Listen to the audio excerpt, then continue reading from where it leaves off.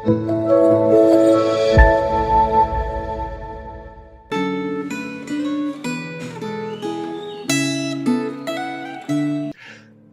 saudara-saudari sahabat Gema. Marilah hari ini kita membuka ayat renungan kita di dalam Roma 8. Kita hanya akan membaca Roma 8 ayat 26 sampai 29 saja. Ini akan menjadi fokus kita pada pagi hari ini. Demikian juga Roh membantu kita di dalam kelemahan kita, sebab kita tidak tahu bagaimana sebenarnya harus berdoa.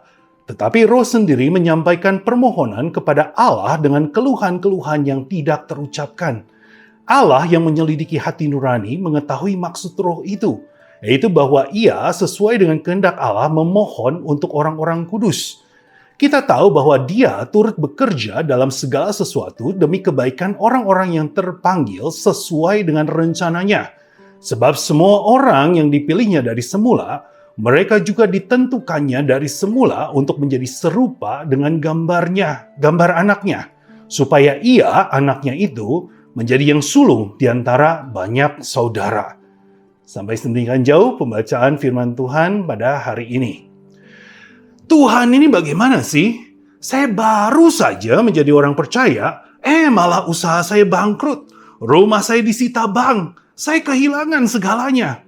Seru seorang jemaat gereja. Saudara, mungkin kita tidak pernah mengalami yang se-ekstrim yang dialami oleh jemaat ini.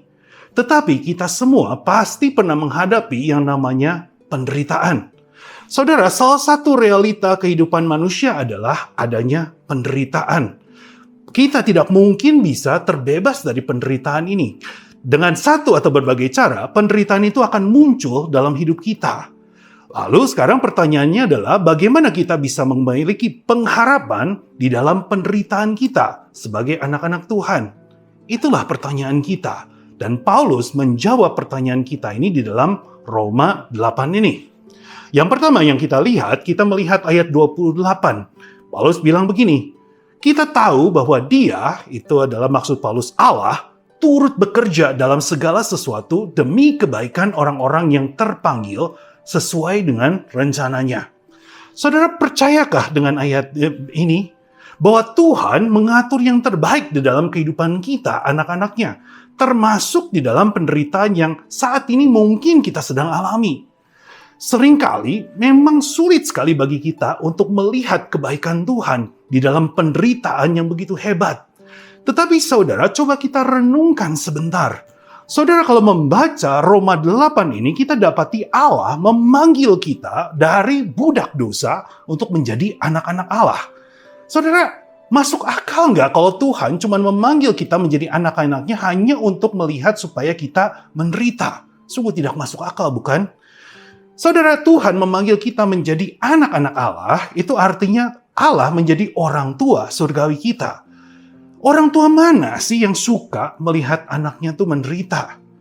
Nah, saudara, bagi kita yang memiliki anak, terkadang kita harus tega membiarkan anak kita melewati kesakitan, membiarkan dia melewati penderitaan. Bukan karena kita tidak mengasihi anak kita, bukan berarti kita senang melihat anak kita itu menderita, tetapi terkadang penderitaan itu perlu supaya dia menjadi lebih baik. Saya kasih contoh. Misalnya, anak kita lupa buat PR, lalu dihukum guru di sekolah. Ya, agar dia jera dan tidak lagi lupa buat PR. Saat dia dihukum guru, dia merasa sakit, dia menderita. Nah, sama seperti gambaran itu, Tuhan mengizinkan penderitaan bukan karena Dia suka melihat kita menderita, tetapi karena Dia ingin kita memiliki karakter yang lebih baik, yaitu adalah karakter Kristus. Nah, saudara, karakter itu ternyata adalah sesuatu yang kita lakukan tuh berulang-ulang. Kita nggak bisa nih cuman ngomongin karakter doang atau pikirkan doang, lalu kita langsung memiliki karakter Kristus. Nggak, kita butuh melatihnya. Dan penderitaan itulah waktu dan tempat yang tepat untuk melatih karakter Kristus tersebut.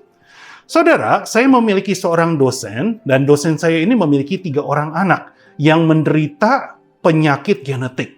Jadi semakin lama, otot-otot anak dosen saya ini melemah sehingga mereka tidak bisa melakukan hal-hal yang basic sehari-hari dan perlu pengawasan 24 jam. Di dalam penderitaannya dosen saya itu, saya bisa melihat bahwa dia menunjukkan karakter Kristus. Saya melihat ada sukacita, ada kesabaran, ada ketekunan, ada penguasaan diri di dalam kehidupan dosen saya ini. Dosen saya ini menjadi bisa memiliki karakter-karakter Kristus di dalam penderitaannya. Penderitaan yang saudara alami pun akan menghasilkan karakter Kristus di dalam hidup saudara. Yang kedua, saudara, ayat 26 bilang begini, demikian juga Roh membantu kita dalam kelemahan kita, sebab kita tidak tahu bagaimana sebenarnya harus berdoa. Tetapi Roh sendiri menyampaikan permohonan kepada Allah dengan keluhan-keluhan yang tidak terucapkan. Saudara, bagaimana kita bisa memiliki pengharapan di dalam penderitaan kita sebagai anak-anak Tuhan? Jawabannya adalah karena Roh Kuduslah yang berdoa bagi kita. Saudara, di dalam penderitaan yang begitu hebat, terkadang saudara sudah tidak tahu bagaimana mau berdoa apalagi sama Tuhan.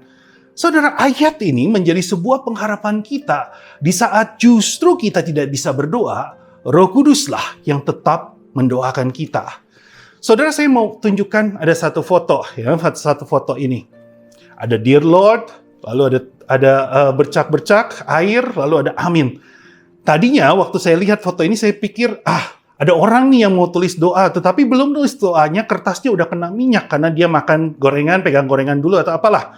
Tetapi setelah saya melihat lebih seksama, betul-betul melihat foto ini, saudara, ternyata ini adalah doa yang paling indah. Ternyata bercak-bercak itu adalah tetesan air mata. Dan saya percaya bahwa doa orang ini didengar oleh Tuhan. Saudara, sewaktu kita menghadapi penderitaan yang mungkin membuat kita hanya bisa meneteskan air mata, Roh Kudus berdoa untuk kita. Artinya Roh Kudus tahu doa apa yang menjadi kebutuhan kita. Dan itu artinya adalah kita tidak menghadapi penderitaan itu sendirian. Saudara, saya sadar bahwa berdoa untuk jemaat dan berdoa untuk istri saya itu ada perbedaan. Kenapa? Karena saya lebih tahu apa yang harus didoakan untuk istri saya daripada mendoakan jemaat. Ya, karena saya lebih dekat dengan istri saya. Karena kami menghadapi situasi tersebut bersama-sama. Begitu juga Roh Kudus tahu doa apa yang kita butuhkan, karena Dia yang terus menyertai saudara, bersama-sama dengan saudara ketika menghadapi penderitaan. Dua hal inilah yang bisa membuat kita memiliki pengharapan sebagai anak-anak Tuhan di dalam kita menghadapi penderitaan. Mari kita berdoa. Tuhan Allah Bapa kami tahu bahwa walaupun Engkau sudah memanggil kami dari budak dosa kepada anak-anak-Mu, di dalam kehidupan kami tidak selalu mulus berjalan lancar. Terima kasih untuk penghiburan dari firman-Mu, bahwa Engkau sedang mengatur segala kebaikan dalam hidup kami anak-anak-Mu, agar kami menjadi serupa Kristus. Dan karena Roh Kudus terus berdoa untuk kami, ketika kami tidak dapat berdoa lagi. Tidak tahu apa yang harus kami doakan lagi. Karena itu kuatkanlah iman kami, dengarlah doa kami. Dalam nama Tuhan Yesus, kami berdoa. Amin.